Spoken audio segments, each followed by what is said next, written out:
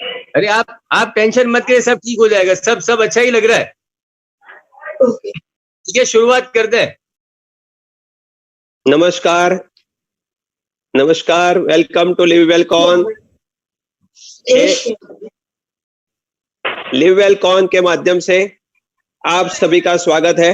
YouTube और Facebook के link कर हम आज एक लिव वेल कॉन कर रहे हैं।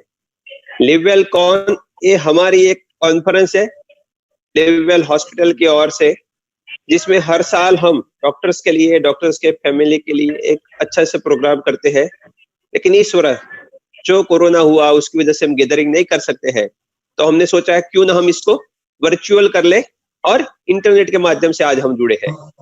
पिछले 7 साल में हमने कॉन्फ्रेंस किया है, उसमें हमारे मैनेजमेंट मेडिको के दोस्त, सभी दोस्तों ने हमको बहुत ही सहकार दिया है। उसमें नाम है जसवंत सिंह दरबार, अभय भाई दीक्षित, प्रज्ञेश वच्छराजानी एंड हमारे कविवर मित्र डॉक्टर मेहुल शैलक। तो और हमारे कॉन्फ्रेंस में हमेशा मेहुल भाई एंकरिंग किया करते हैं, तो मैं मेहुल भाई का स्वागत करता हूँ। मेहुल भाई आइए। थैंक यू हितेश भाई, on behalf of management medicos. Hitesh भाई के नाम में ही कुछ भगवान का नाम छुपा हुआ है। सबका हित करता हुआ ईश्वर माने हितेश भाई, उनको जब भी मिलते हैं तब उनका हंसता हुआ चेहरा पाते हैं, इसीलिए उनकी हॉस्पिटल का नाम लिववेल हॉस्पिटल है। हितेश भाई, आज आपकी जर्नी के बारे में कुछ जानना हम लोग चाहते हैं। बस आज ऐसे ही मूड आया कि आपसे कुछ सवालात पूछे जाए। आप तैयार हैं? पूछ लीजिए सर।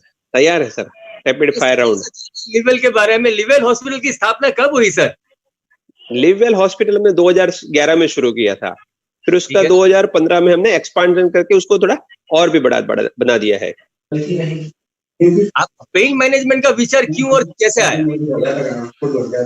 पेन मैनेजमेंट का विचार मुझे 2003 के अंदर आया था, जब पेन मैनेजमेंट एकदम कम चल रहा था, हर जगह पे अवेलेबल भी नहीं था।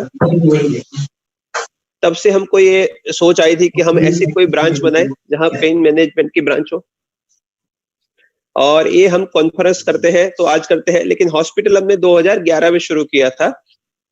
Yes sir. आपने कुछ यूएसए में भी कोर्स किया हुआ है?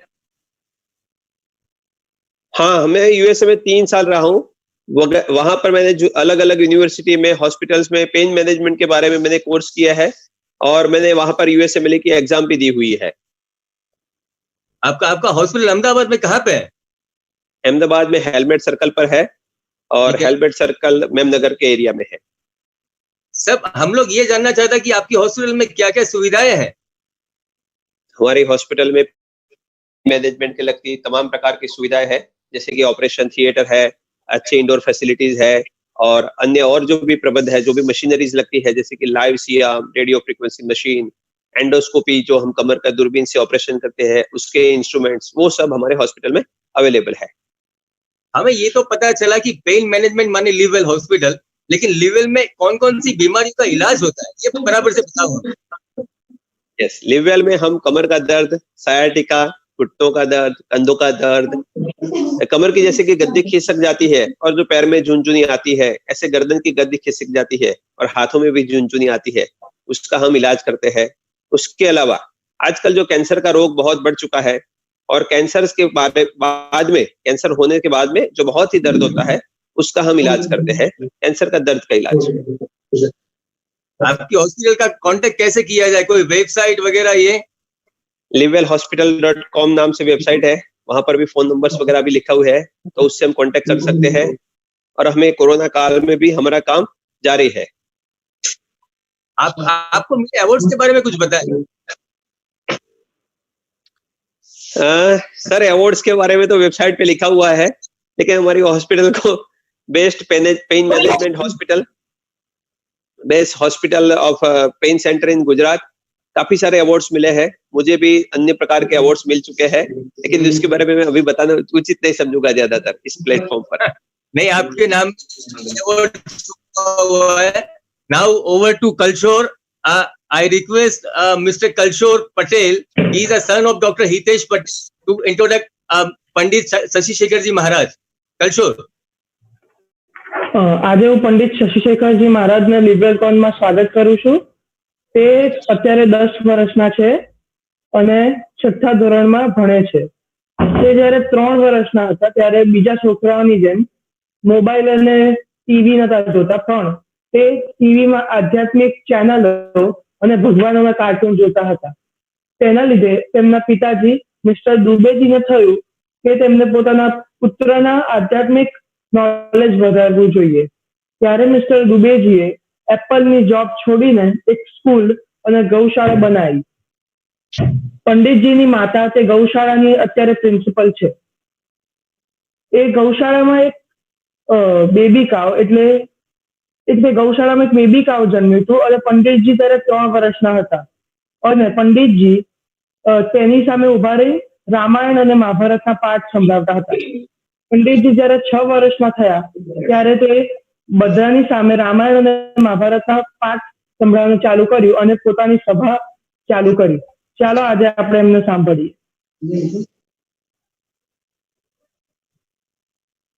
पंडित जी आप शुरू करिएगा. मेहुल भाई.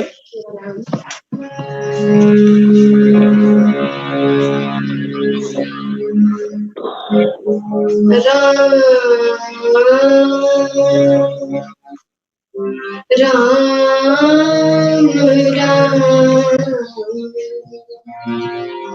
राम राम श्री राम. बोलिए राम राजा सरकार की जय.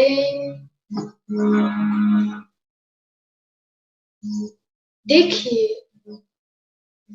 सबसे पहले तो मैं धन्यवाद देता हूँ डॉक्टर मेहुल जी और डॉक्टर हितेश जी को, जो इतना सुंदर कार्य कर रहे हैं. क्योंकि आज के समय में व्यक्ति के पास समय नहीं है, बिल्कुल व्याकुल है, समय नहीं है व्यक्ति के पास.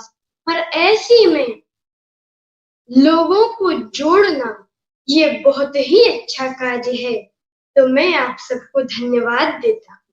देखिए, आज का टॉपिक है रामायण काल के डॉक्टर. रामायण काल में कैसे डॉक्टर हुआ करते थे, वो अपने मरीजों का कैसे इलाज किया करते थे, ये सब आज हम जानेंगे.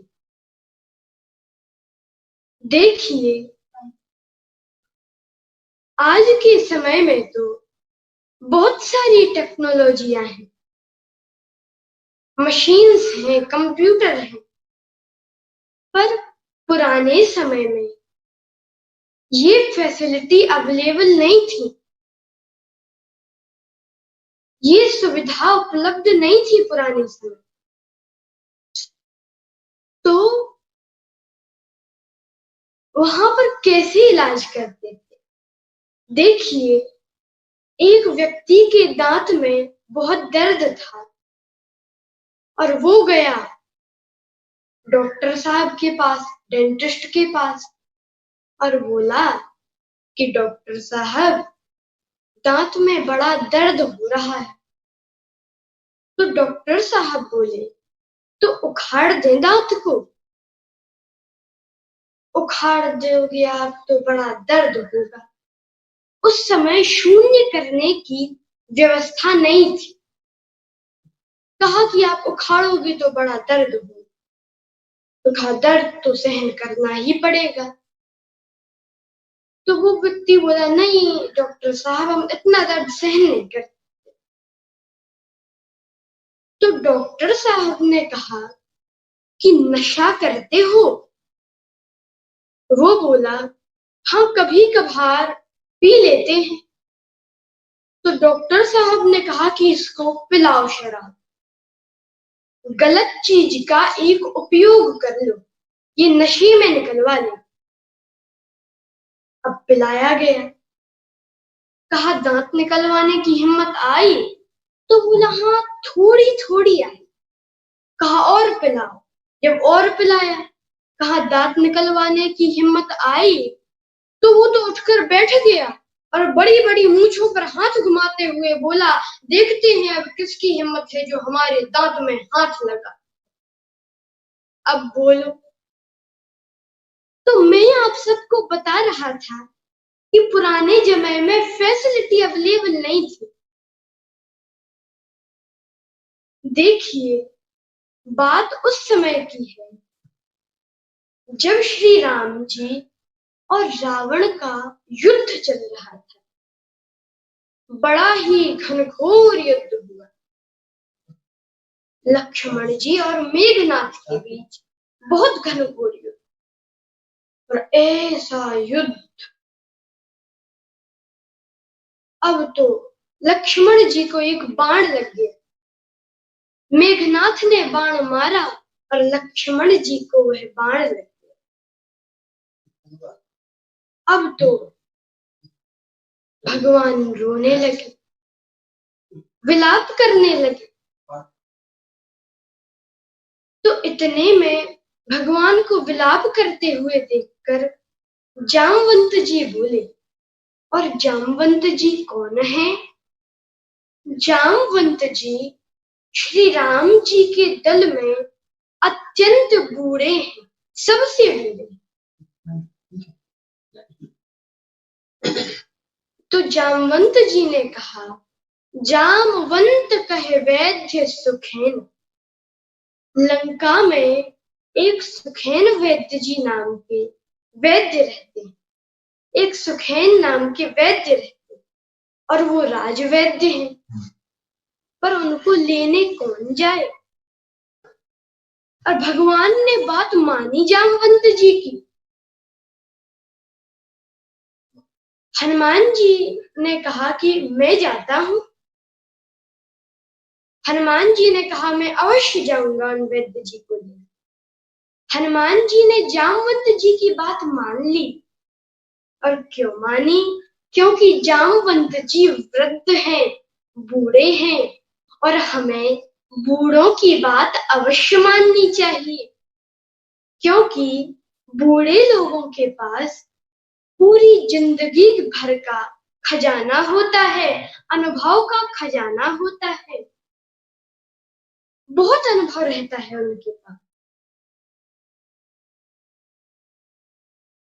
देखिए, एक गांव में लगी आग, सभी गए भाग, और आग लगे तो रुके कौन? पर दो उस आग में जलने के लिए मजबूर थे, एक अंधा और एक लंगड़ा। अंधा खूब दूर तक देख सकता, खूब तेज भाग सकता था, पर वो भागे वहीं जहां आग लगे, उसको दिखता ही नहीं था। और लंगड़ा खूब दूर तक देख सकता था, लेकिन वो चल नहीं सकता था। तो लंगड़े ने अंधे को आवाज दी कि भैया यहाँ पर आओ, दोनों इस आग में जलकर मरेंगे। तो एक काम करो, तुम हमें अपने कंधे पर बिठा लो, आंख हमारी, पांव तुम्हारे। अंधे ने लगड़े को अपने कंधे पर बिठाला और दोनों उस आग से बच गए। कहानी साधारण है, पर संदेश बड़ा महत्वपूर्ण है। आज भी चारों तरफ आग लगी हुई, घर घर में आग लगी हुई है। राग, द्वेष, ईर्ष्या, अशांति की आग लगी हुई है। पर अगर दो मिल जाएं तो आज भी समाज इस अशांति की आग से बच सकता है। कौन? एक अंधा और एक लंगड़ा। अंधा कौन और लंगड़ा कौन? कहा कि अंधी जवानी और लंगड़ा बुढ़ापा। अगर आज की अंधी जवानी लगड़ी बुढ़ापे को अपने कंधे पर बिठा ले, अनुभव की आंखें वृद्ध की हों, उत्साह के चरण युवक के हों, तो आज भी समाज इस अशांति की आग से बच सकता है। हमें बूढ़ों की बात अवश्य माननी चाहिए। उनके पास जिंदगी भर का अनुभव का भंडार रहता है। एक ट्रेन में डब्बा पूरा खाली था, लेकिन उसमें एक बब्बा जी बैठे थे, बूढ़े बब्बा जी। अब एक स्टेशन पर ट्रेन रुकी और जैसे ही रुकी तो उस स्टेशन से उसी डिब्बे में 5 लड़के चढ़े और जो बब्बा को देखा तो बोले, बब्बा चले जाओ यहाँ से, या इस डिब्बे में केवल हम ही लोग रहेंगे, तुम चले जाओ यहाँ से। बब्बा बोले, बेटा हम तुम्हारा काल हैं, हम तो एक कोने में बैठे हैं, आपका क्या लिए है? तो एक ने कहा कि ये ऐसे नहीं मानेंगे, ऐसे नहीं मानेंगे। तो कहा कि चैन खींचो। तो कहा कि चैन खींचे, लिखा तो है कि 500 का जुर्माना होगा। कहा कि अरे अपन बड़े आदमी के लड़के हैं, 500 रुपए भी इकट्ठे नहीं कर सकते। सबने 100-100 रुपए दिए और एक लड़के की जेब में रख दिए। अब कहा कि चैन खींचेंगे और पूरा इल्जाम इस बब्बा पे लगा देंगे और हम लोग बहुमत हैं, हमारी बात मानी जाएगी। चैन खींची गई, टीटी आई, पुलिस आई। तो कहा पुलिस ने बब्बा से कि बब्बा किसने चैन खींची? तो 5 ने कहा कि इन्हीं बब्बा ने चैन खींची। अब तो पुलिस बोली कि बब्बा तुम्हें पता कि चैन कब खींची जाती? जब कोई मुसीबत हो। तो बब्बा बोले, मुसीबत ही तो है, इन 5 लड़कों ने हमारे 500 रुपए छुड़ा लिए और इस लड़के की जेब में रख दिए। अब वो तो आंखों के सामने ही रखे गए थे। देखा तो निकल आया। बब्बा को शाबाशी दी, तुमने बहुत अच्छा काम किया, 500 रुपए भी दे दिए। अब उन 5 लड़कों को पुलिस ले जाने लगी जेल में। तो बच्चे बोले कि बब्बा बहुत अच्छा उल्लू बनाओ। तो बब्बा अपने बड़े बड़े सफेद बालों पर हाथ घुमाते हुए बोले कि बेटा ये बाल ऐसे ही सफेद नहीं हो गए, जितने तो तुम हो उतने हमारे नाती खेल रहे। तो हमें बूढ़ों की बात अवश्य माननी चाहिए, क्योंकि उनके पास जिंदगी भर का अनुभव का भंडार रहता है। तो जामवंत जी ने कहा कि लंका में सुखैन वैद्य जी रहते हैं, उनको लेने कौन जाए? हनुमान जी ने कहा मैं जाऊंगा। और हनुमान जी गए और देखा रात्रि का समय, वैद्य जी सो रहे थे। तो हनुमान जी पूरा घर ही उखाड़ दिया, पूरा घर उखाड़ दिया भगवान हनुमान जी ने। देखिए कितना सुंदर संकेत है। श्री रामचरितमानस में वैद्य को गुरुदेव बताया गया है, सदगुरु वैद्य।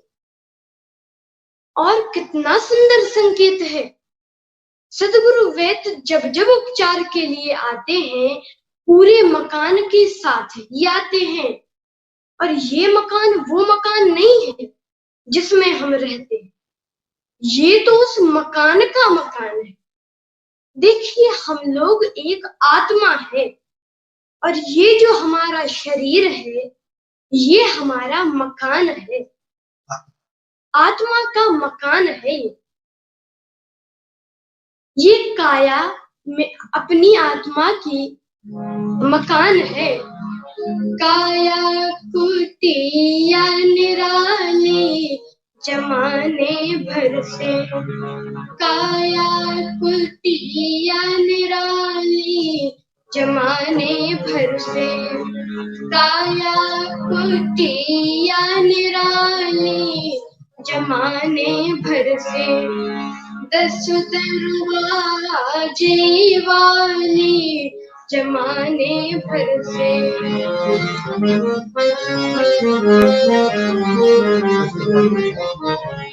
काया कुटिया निराली जमाने भर से सबसे सुंदर आँख की खिड़की, सबसे सुंदर आँख की खिड़की, जिसमें पुतली काली जमाने भर से, काया कुटिया निराली जमाने भर से, काया कुटिया निराली जमाने भर से। सुनते श्रवण नासिका सूंघे, सुनते श्रवण नासिका सूंघे, तब चाल चले मतवाली जमाने भर से। ये बड़ी ही सुंदर काया है, पर ये काया किराए की है, अपनी नहीं है। तो किराए हमें हर साल देना पड़ता है क्या? नहीं। हर महीने? नहीं। अरे हर दिन? नहीं, हर दिन भी नहीं। अरे हर मिनट भी नहीं। इस कुटिया का नित्य किराया, ये सांस चुकाने वाली जमाने भर से, काया कुटिया निराली जमाने भर से। तो कभी भी हमें अपनी काया पर घमंड नहीं करना चाहिए, क्योंकि ये किराए की है। श्वास खत्म, मकान खाली। जनराजेश गर्भ मत करना, हमें अभिमान नहीं करना चाहिए। जनराजेश गर्भ मत करना, करना पड़ेगी ये खाली जमाने भर से, काया कुटिया निराली जमाने भर से। तो मैं आप लोगों को बता रहा था कि हनुमान जी ने पूरा घर उखाड़ दिया, और पूरा घर उखाड़ कर भगवान के पास लिया। तो वानरों ने कहा कि हनुमान जी, आप पूरा घर क्यों ले आए? केवल वैद्य जी को ही ले आते। तो हनुमान जी ने कहा कि वैद्य जी तो सो रहे थे, और अगर वैद्य जी को जगाते तो मोहल्ले वाले भी जाग जाते। अच्छा, और क्या पता हम उनको उठाते तो वैद्य आने के लिए राजी होते कि नहीं होते, तैयार होते कि नहीं होते। तो अब सबने कहा कि अगर वैद्य जी आने को राजी नहीं होते, तैयार नहीं होते, तो डांट टपट के लिए आते, डांट देते उनको। तो हनुमान जी बोले, ऐसा कभी नहीं करना चाहिए। डॉक्टर साहब के पास जाओ और पहले ही उनसे झगड़ा कर लियो तो मर्ज की कौन कहे, मरीज ही नहीं बचेगा। अच्छा, तो केवल चारपाई ले आते। तो हनुमान जी ने कहा कि वैद्य जी यहाँ पर आकर ये भी तो कह सकते थे कि इलाज का मामला था तो पहले बताते, दवाइयां तो सारी घर पे ही छूट गई। तो इतने में वैद्य जी बाहर आए घर पे, और उन्होंने जैसे ही देखा कि मैं कहाँ हूँ, तो हनुमान जी ने सब बताया और कहा कि लक्ष्मण जी मूर्छित हैं, तो कृपया आप इलाज कर दीजिए। तो वैद्य जी बोले कि नहीं नहीं, आप लोग तो मेरे महाराज के शत्रु हैं, मेरे राजा के शत्रु हैं, मैं आपका इलाज नहीं कर सकता। तो भगवान श्री राम ने बड़ा सुंदर उत्तर दिया। वो कहते हैं कि वैद्य के लिए शत्रु, मित्र, अमीर, गरीब, ऊंच ऊंच नीच ये कुछ नहीं होता, उसके लिए तो वो केवल पेशेंट होता है, वो केवल एक मरीज होता है और वैद्य को उसका इलाज अवश्य करना चाहिए। यही डॉक्टर का धर्म है। और जो सुखैन वैद्य जी ने सुना, आंखों में आंसू आ और कहा मैं इलाज अवश्य करूंगा। अब वैद्य जी ने कहा कि इलाज तो हो सकता है पर बड़ा मुश्किल है, बहुत मुश्किल है। सूर्योदय से पहले द्रोणागिरी पर्वत पर, उत्तराखंड में द्रोणागिरी पर्वत पर एक बूटी है, संजीवनी बूटी। उसको सूर्योदय से पहले लाना है। अब बताओ इतने दूर। तो हनुमान जी ने कहा प्रभु मैं जाऊंगा। पीलू मैं सागर को, भगवान ने कहा कि हनुमान पर मुझे चिंता हो रही है कि तुम इतना बड़ा समुद्र लांघ कर कैसे जाओगे। हनुमान जी ने कहा पी लूं मैं सागर को या डुबा दूं सागर में लंका, मच्छर सा मसल डालूं बना जो रावण बलबंका। रोम में मेरे आपका निवास है, आपका ये दास है। मैं सागर को पी लूंगा और सागर में लंका को डुबा सकता हूँ। और प्रभु मैं अपने बल पे नहीं करूंगा ये।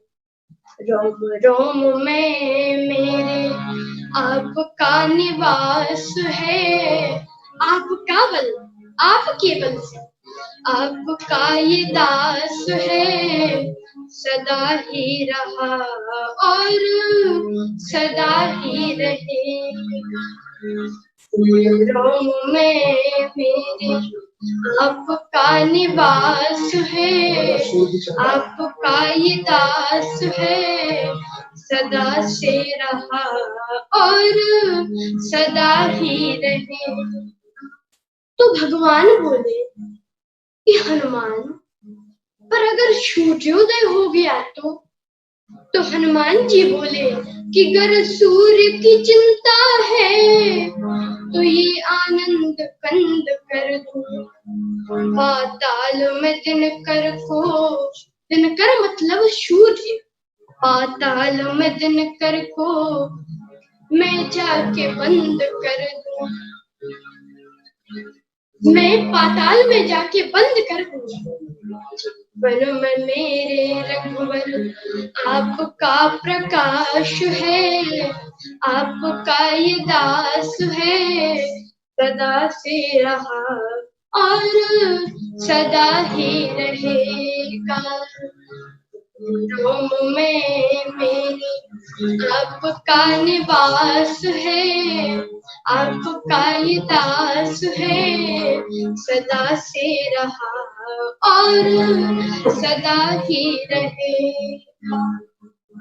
हनुमान जी ने कहा प्रभु आप आज्ञा दीजिए मैं अभी जाता हूँ। भगवान ने आज्ञा दी और हनुमान जी गए संजीवनी बूटी को। अब जैसे ही द्रोणागिरी पर्वत पर पहुंचे, जैसे ही द्रोणागिरी पर्वत पर पहुंचे हनुमान जी, तो हनुमान जी को बहुत सारी बूटियां दिखी पर वो पहचान नहीं पा रहे हैं कौन सी बूटी संजीवनी बूटी है, वो पहचान नहीं पा। तो हनुमान जी ने कितना सुंदर कार्य किया कि पहाड़ ही उखाड़ दिया। और जैसे ही पहाड़ उखाड़ा और देखिए हनुमान जी से हमें एक शिक्षा लेनी चाहिए। जैसे गुरुदेव ने कहा है कि शास्त्र में वह तत्व है उस शास्त्र में वह तत्व है, और अगर हमें वह नहीं मिल रहा तो हम गुरुदेव की बात पर अश्रद्धा ना करें, अविश्वास ना करें, वो ग्रंथ ही उठाकर गुरुदेव के पास ले चलें। इसी प्रकार से मैं आप सब डॉक्टरों से कह रहा हूँ कि जैसे आपके प्रोफेसर ने, आपके गुरुदेव ने आपसे कहा है कि उस बुक में वह मेडिसिन का फॉर्मूला है और आप पूरी बुक देख लें पर आपको वो ना मिले, तो आप अपने गुरुदेव की बात पर अश्रद्धा ना करें। ये ना कहें कि उसमें कुछ है ही नहीं, उन्होंने तो ऐसे ही बता दिया। अरे आप वह बुक ही लेकर गुरुदेव के पास जाएं और कहें कि गुरुदेव हमें तो नहीं मिल रहा पर आपको मिल रहा है, तो आप बता दीजिए। हनुमान जी ने भी यही, मुझे एक घटना याद आ रही है, ऐसे समझिए। एक गांव में एक सेठ जी रहा करते, बड़ा संपन्न परिवार था उनका, धन बहुत सारा। तो उन्होंने क्या किया, एक बहुत विशाल मंदिर बनवाया। अब उसमें बीजक लिखा गया, बीजक मतलब कोड वर्ड, बीजक लिखा गया कि दीपावली को दोपहर के 12 बजे इस मंदिर के शिखर में 5000 स्वर्ण मुद्राएं रखी हुई हैं, आपदा के समय काम आएंगी। ये लिखा हुआ था। अब कुछ पीढ़ियां बीती, परिवार में गरीबी आई, तो कहा कि चलो बीजक पढ़ते। बीजक पढ़ा तो कहा कि चलो इस मंदिर के शिखर को तोड़वा देते, इसमें 5000 स्वर्ण मुद्राएं हैं। शिखर मतलब चोटी, पीक। तो सोचा कि चलो इस शिखर को तोड़वा देते हैं। और अब उन्होंने लोगों ने शिखर को तोड़वाया। अरे महाराज, एक एक ईंट देखी, अरे एक स्वर्ण मुद्रा नहीं मिली। तो वो कहने लगे कि अरे गलत लिख दिया, पता नहीं गलत क्यों लिख दिया। तो एक संत गुजर रहे थे, उन्होंने कहा क्या बात है, सब बात बताई कि बीज गलत लिखा है महाराज। तो संत बोले कि ये गलत तो नहीं हो सकता, हम तुम्हें स्वर्ण मुद्राएं दिलवाएं।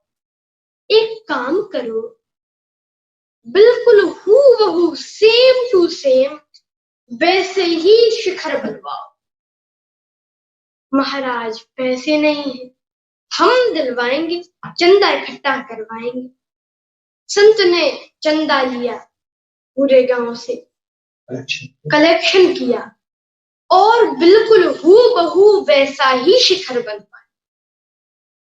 अब लोग बोलने लगे गांव के, अरे महाराज उन संत को तो मंदिर बनवाना था तो बनवा दिया, उसमें कुछ नहीं निकलेगा, तुम उनके चक्कर में मत पड़ो। पर वे सब आए और कहा कि महाराज स्वर्ण मुद्रा है, शिखर बन चुका है। बोले कि दीपावली आने दो, दीपावली है। बोले कि महाराज स्वर्ण मुद्रा, कहा 12 तो बजने दो, कुदाल फावड़ा लेकर आना 12 बजे। 12 बजे कुदाल फावड़ा लेकर उनके परिवार के आए और कहा कि महाराज स्वर्ण मुद्रा, कहा कि अभी दिलवाता। तो उस मंदिर के शिखर की छाया जहां पड़ रही थी, परछाई जहां पड़ रही थी, शेडो जहां पड़ रही थी, कहा कि यहां पर खोदो। खोदा, स्वर्ण मुद्राएं मिल गई। बोले महाराज हम लोगों को नहीं मिल रही थी, आपको मिल गई, आपकी बड़ी कृपा। तो संत बोले कि अगर पुराने जमाने के लोग ऐसे ही लिख देते तो कोई भी शिखर तोड़कर ले जाता, स्वर्ण मुद्राएं। इसलिए कभी भी हमें गुरुदेव के बताए हुए वचनों पर अश्रद्धा नहीं करनी चाहिए। अब हनुमान जी पहाड़ लेकर लंका की ओर प्रस्थान किया तो रास्ता भटक गए, और रास्ता भटके पहुंचना था लंका तो पहुंच गए अयोध्या। तो किसी ने कहा हनुमान जी महाराज भी रास्ता भटक जाते हैं। अरे हनुमान जी रास्ता भटक जाते हैं। तो एक संत ने कहा कि अरे भाई, हनुमान जी भी रास्ता भटकते हैं, हनुमान जी रास्ता भटकते हैं फिर भी अयोध्या पहुंचते हैं। हनुमान जी ऊपर ऊपर से निकल रहे थे, इतने में भरत जी ने देखा, नंदीग्राम में थे, सोचा कि कोई अयोध्या पे हमला कर रहा है पहाड़ से। उन्होंने अपना धनुष बाण उठाया और हनुमान जी पे तीर चला दिया। उनको पता नहीं था कि ये राम जी की सेवा के लिए जा रहे हैं, और हनुमान जी मूर्छित होकर गिर गए। और देखिए भरत जी ने बाण चलाया तो बिना फल का बाण चलाया। कहा कि महाराज बिना फल का बाण क्यों चला रहे हो? कहा क्योंकि बाण हमारे हाथ में है और फल भगवान के हाथ में है। फल भगवान के हाथ। बाण चलाया, हनुमान जी गिर गए। देखिए आज दो मूर्छाएं हुई, श्री लक्ष्मण जी की और श्री हनुमान जी की। लक्ष्मण जी को बाण लगा मेघनाथ का, और भरत जी को बाण, और हनुमान जी को बाण लगा भरत जी का। मेघनाथ काम का रूप है, भरत जी प्रेम के रूप है। लंका वासना की भूमि है, अयोध्या उपासना की भूमि है। तो जिसे काम का बाण लगता है वो वासना की भूमि में गिरता है, और जिसे प्रेम का बाण लगता है वो उपासना की भूमि में गिरता है। लंका में समुद्र है, समुद्र जैसा निर्मल, जैसा साफ सुथरा दिखता है, स्वाद में वैसा नहीं है। पर भगवान की धाम, भगवान की जन्मभूमि अयोध्या में सरयू माता है। सरयू माता का जल जैसा निर्मल, जैसा सुंदर दिखता है, स्वाद में भी वैसा ही है। इसका अर्थ है कि विषय रस के सरोवर में, इस भवसागर में जो विषय रस का सरोवर है वो दिखने में जैसा निर्मल दिखता है वैसा नहीं है। पर भगवान की भक्ति तो जैसी निर्मल दिखती है वैसी ही स्वाद में है। अब हनुमान जी मूर्छित हो गए तो किसी ने कहा कि जब तक हनुमान जी मूर्छित हुए, जब तक मूर्छित हुए हनुमान जी, तो जो हनुमान जी पहाड़ उठा रहे थे वो कहाँ गिरा? बहुत सारे लोग प्रश्न करते हैं। श्री तुलसीदास जी वरवे रामायण में, श्री तुलसीदास जी वरवे रामायण में लिखते हैं कि गिर्यो कपि राम कहि, राम जी कहकर जैसे ही हनुमान जी गिरे, गिर्यो कपि राम कहि पवन राखियो गिरि। पवन देव की महिमा से वो पर्वत हवा में ही रहा। अब हनुमान जी मूर्छित हुए, आंख खुली, कहने लगे राम राम। तो भरत जी ने कहा कि मुझे माफ कर दीजिए, आप राम जी की सेवा में जा रहे थे और मुझे पता नहीं था, मैंने बाण मार दिया। तो हनुमान जी बोले कि अगर आपने तो बहुत अच्छा किया, अगर मेरी आंख बंद ना हुई होती तो आंख खुली ना होती। कैसे महाराज? कहा, मैं तो सोच रहा था कि पर्वत को मैं ले जा रहा हूँ, पर जैसे ही मैं गिरा तो पर्वत कहाँ गिरा? कहा, गिर्यो कपिराम कहीं पवन राग। अब तो भरत जी ने कहा कि मुझे माफ कर दीजिए। अब हनुमान जी आगे बढ़ते हैं और आगे बढ़े और सीधे भगवान के पास पहुंचे। तो वहां पर सुखैन वैद्य जी ने संजीवनी बूटी को पहचाना, लक्ष्मण जी का इलाज किया। अब लक्ष्मण जी का इलाज किया तो इस प्रसंग से हमें यही शिक्षा मिलती है कि हमें ये नहीं देखना चाहिए कि पेशेंट बुरा है, टेढ़ा है, दुश्मन है, दोस्त है, अमीर है, गरीब है, ऊंचा है, नीचा है, ये नहीं देखना चाहिए हमें तो सिर्फ पेशेंट का इलाज करना चाहिए। यही डॉक्टर का धर्म है।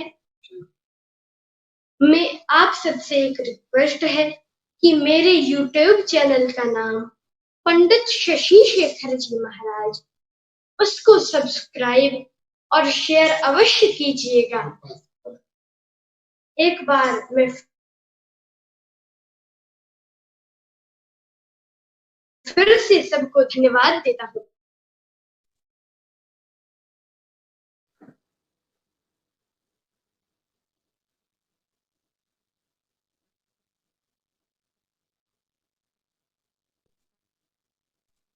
जय श्री। आप सब मेरे साथ एक कीर्तन गाइए। जय सिया राम, जय जय सिया राम, जय सिया राम, जय जय सिया राम, जय सिया राम, जय जय सिया राम, जय सिया राम, जय जय सिया राम, जय सिया राम, जय जय सिया राम, जय सिया राम, जय जय सिया राम। बोलिए श्यावर रामचंद्र भगवान की जय। आप सबका धन्यवाद। जय श्री राम। जय श्री राम। जय श्री राम। जय श्री राम। हितेश भाई,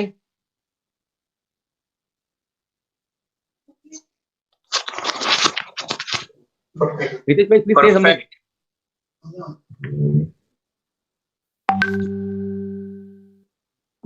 हेलो हितेश भाई से सॉरी मेहुल भाई, से समथिंग फॉर पंडित जी।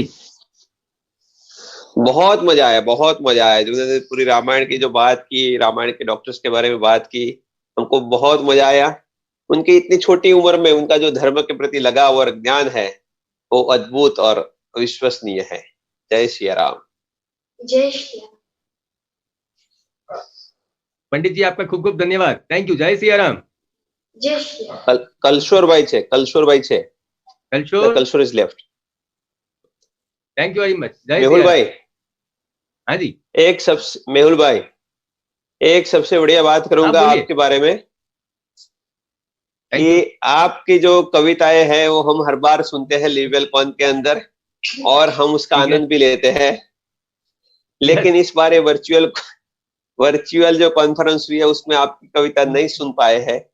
अगर आपका दिल करता है तो दो चार पंक्तियां कुछ सुना दीजिए प्लीज। आज पंडित जी के सामने कुछ बोलना नहीं चाहूंगा क्योंकि वो अच्छी बात नहीं होगी। अगली बार जब भी हम वर्चुअल मीटिंग करेंगे पक्का कविताओं के साथ आऊंगा। सॉरी मच हितेश भाई। चलो बहुत बढ़िया है। मैं रखता हूँ उनका, आज मैं कुछ नहीं बोलूंगा। ठीक है, thank you very much.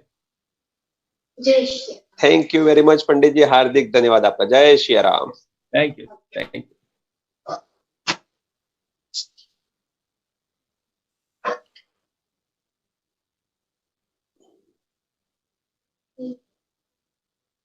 Yeah.